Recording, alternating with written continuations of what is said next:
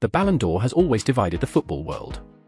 In 2021, animosity arose between fans of Lionel Messi and Robert Lewandowski over this issue.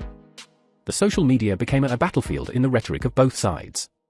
This time the social media is abuzz with Vinicius Jr. and Rodri. The Ballon d'Or award was handed over to the winners in a grand ceremony in Paris on Monday, October 28, at 2:15 a.m. Bangladesh time.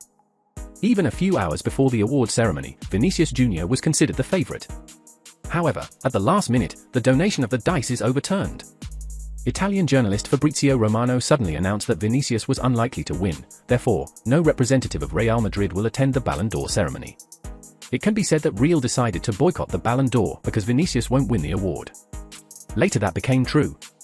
No one from Real Madrid attended the event.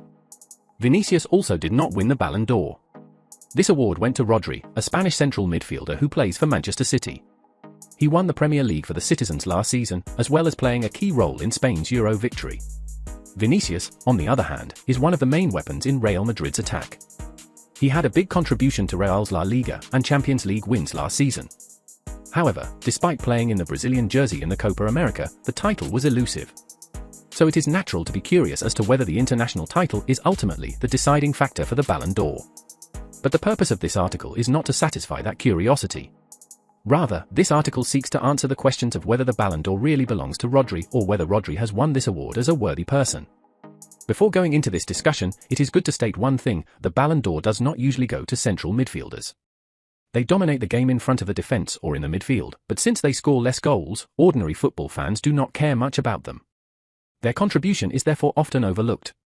However, Rodri's silent hero nature has not escaped the eyes of football connoisseurs. It is good to say that Rodri himself has caught the attention of Buddhists through his craft. He has played maximum 50 matches for Citizens in 2023-24 season. That's no small feat in Pep Guardiola's team. Playing in possession of the ball requires a lot of energy and match awareness from footballers. It is not an easy task to maintain these two things in the highest level of football match after match. And just what to play? Not at all.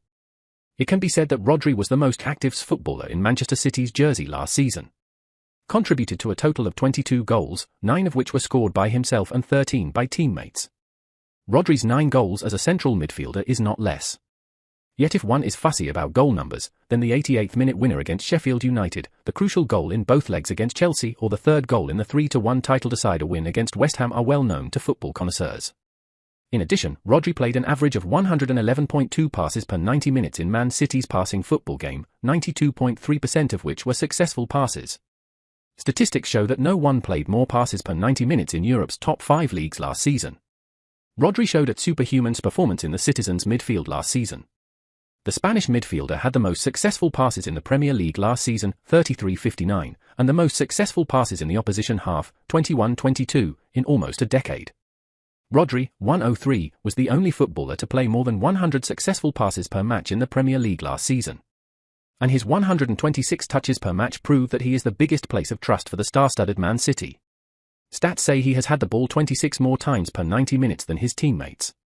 In addition, most of the time when attacking from open play, his feet turned the ball forward. He was involved in the highest 8-point attacks per match among footballers who played at least 2,000 minutes in the Premier League last season. The result of Rodri's strong performance in the midfield? City lost just one of the 50 matches Rodri played last season, winning 38 and drawing 11. And in the 9 matches in which Rodri did not enter the field, Citizens lost in all 4 matches. Since his debut in the City jersey in 2019, Pep Guardiola's side have lost 7 of 25 matches without Rodrigo. Statistics show that without this Spanish midfielder, City's winning rate drops by 10 times. Possible points per match dropped from 2.4 to 2. The great perseverant Rodri finally got the reward for being so consistent in the jersey of consecutive Premier League winners City. Superhuman performances for City were followed by Euro success. The 28-year-old midfielder has given confidence to the relatively young Spain team's midfield. Lamine controlled the midfield with free license to go forward to the Yamals. And that's how the Spaniards won the Europa title again after almost a century. So it goes without saying that Rodri really deserved a Ballon d'Or for his excellent performance for the club and the national team. Vinicius' failure to win the Ballon d'Or despite his stellar performances must have left his fans sad. But for that reason, Rodri's achievements and perseverance should not be underestimated at all.